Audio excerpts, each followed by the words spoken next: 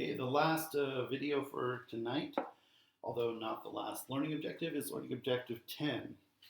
In learning objective 10, they want you to talk about and compare and contrast endotoxins and exotoxins. You're going to find this information on table 10.2 of your text. And then after that, we'll talk about the three different types of exotoxins and how they are received into the cell. First off, you need to know the difference between the definition of an endotoxin versus an exotoxin. Endotoxins are only made in gram-negative bacteria and are already composed and placed into that outer membrane. They are not going to be released until the host begins to break down that outer membrane. Now the endotoxin is released into the host. Exotoxins, on the other hand, are not made until they are needed. So there is no storage of an exotoxin. Endotoxin is the only one that is stored. Exotoxins will then be made when needed, and then they will be released out of the cell through secretion. Remember those secretory vesicles? They will be made by the ribosomes, modified in the Golgi, and then released through a secretory vesicle. Endotoxins are made of lipids.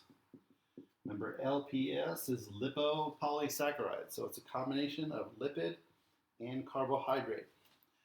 Exotoxins are proteins. This is why they are made in the ribosomes, probably on the made in the ribosomes, and then, well, actually, this is bacteria, so they wouldn't have a Golgi, but they still would use secretory vesicles. Had a little brain fart myself there. As we just mentioned, endotoxins are only made by gram-negative.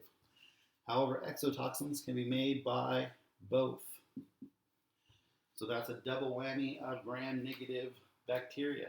They always have endotoxin. Some also have exotoxins. This is whether or not you can fight them or they can be neutralized. No, we have no vaccines for endotoxin. We have no way of neutralizing endotoxin. Sadly, if someone has a gram-negative bacteria and they get a large dose of, or even a small dose of endotoxin, the only thing we can really do is treat the other symptoms until the body can finally begin to break down that endotoxin. Exotoxins, to some degree, we even have some vaccines for some of these. And then lastly, toxicity level. You don't need much of endotoxin. This is why in the table it says lower, but a higher LD50.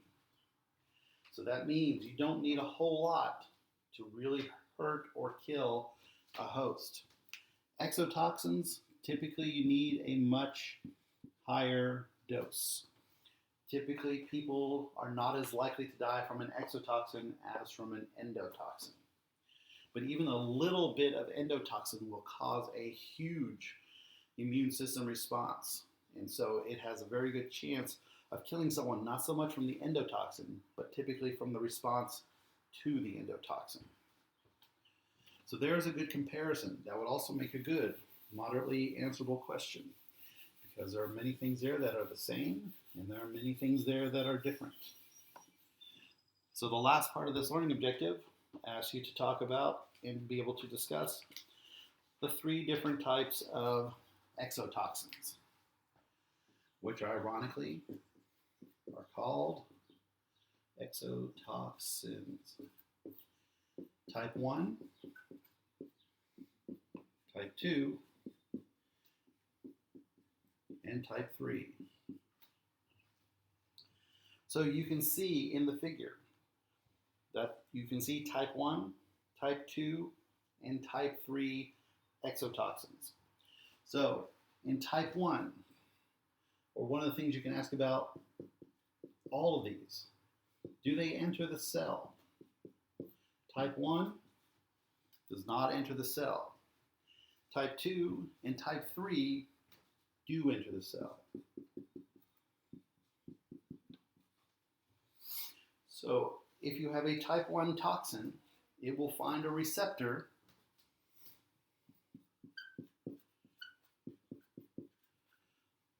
on the plasma membrane. PM is my abbreviation for plasma membrane. And as it engages with that receptor, it will then cause an enzymatic reaction internal to the host.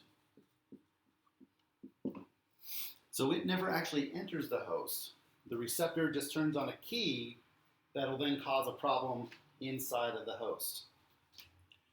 Type 2, it doesn't find a receptor.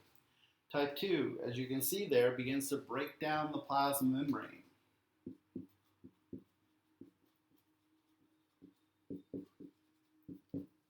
That's the problem. If you have a toxin that begins to break down your plasma membranes, that will eventually make a very leaky cell. If you have a very leaky cell, that cell is not going to be with us for long. What term describes this process? Good words to know. And then lastly, type 3. Type 3 is also going to enter the cell. It is also going to find a receptor, and it is going to enter by receptor-mediated endocytosis. And then once in the cell, this is where it will begin to cause trouble. It can also begin to affect cellular components, or it could actually be a toxin that will make its way into the nucleus and either turn on or turn off genes that can cause problems for the cell.